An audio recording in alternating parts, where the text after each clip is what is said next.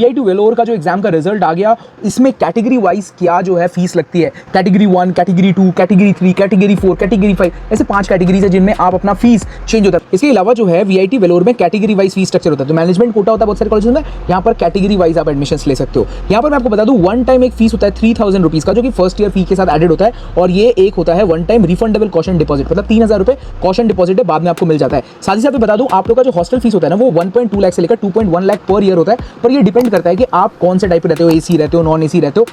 1.2 lakh rupees से लेकर समझिए तो 2 लाख तक वैरी करता है। तो ये जो है ये सब कैटेगरी के लिए सेम ही रहेगा। मतलब आप अगर कैटेगरी 1 में भी जाओगे तो हॉस्टल फीस सेम रहेगा, आप कैटेगरी 5 में भी जाओगे तो हॉस्टल फीस सेम रहेगा। कैटेगरी फी मैंने आपका हॉस्टल चार्ज बदलता नहीं है, और हॉस्टल चार्ज पर ईयर रहता है। पर ईयर मतलब आप इसको 6 महीने पे भी दे सकते हो, साल भर भी दे सकते हो। आपका इसमें मेस भी आता है, मतलब खाने का भी और साथ साथ रहने का, दोनों का चार्ज मिलाकर। चलो ठीक है, ये भी हो गया। अब देखिए यहाँ पर ना ब्रांचेस 2 तरीके के होते हैं। अगर मैं बात करूँ ब्रांच बी की, देखिए ब्रांच बी में जैसे CSC specialization, IT branch, electronics, ECE या फिर मैकेनिकल या एरोस्पेस, मैकेनिकल एरोस्पेस और सीएससी के जितने ब्रांच ईसीई आईटी, ये सारे ब्रांच को कंसीडर करते हैं ग्रुप ए, जो कि हाई डिमांड होते हैं। इनकी फीस अलग होती है, और जो भी electrical, chemical, civil, instrumentation, bio engineering, biotechnology, fashion technology और भी जितने सारे ब्रांचेस हैं, वो सारे ब्रांचेस कंसीडर होते हैं ग्रुप ए में। तो ग्रुप ए की फीस कम होगी, और सीएससी वाले जो भी ग्रुप में आते हैं वो उसकी फीस ज़्यादा होगी। तो ये हो गया कंसिडरेबल, आपको अपना समझ में आ चुका होगा। चलिए अब बात कर लेते हैं कि ग्रुप ए, जिसमें सीएससी नहीं है, सीएससी रिलेटेड ब्रांचेस भी नहीं है, और मैकेनिकल एरोस्पेस नहीं है, उनका category fees, tuition fee per year 1,78,000 है।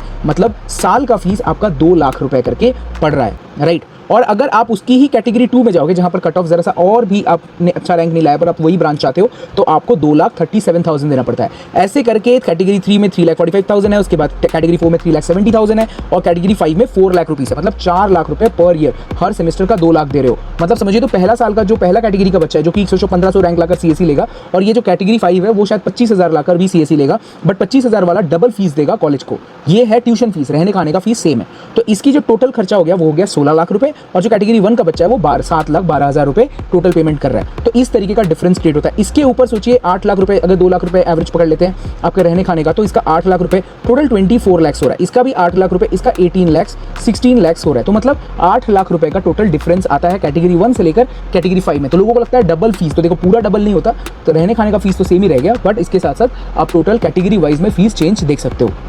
इतना तो समझ में आ चुका होगा। इसके अलावा मैं बता दूं, ग्रुप बी के जो ब्रांचेस हैं उनमें स्टार्टिंग ही होती है 2 लाख रुपए पर सेमेस्टर से, और यहाँ पर लास्ट वाला जो कैटेगरी 5 होता है उसमें 20 लाख रुपए का फीस बनता है। इसमें अगर 8 लाख हॉस्टल फीस जोड़ोगे तो ये 28 लाख होगा, इस पे 8 लाख जोड़ोगे तो ये 16 लाख पहुंचेगा, जैसे कि पहले था।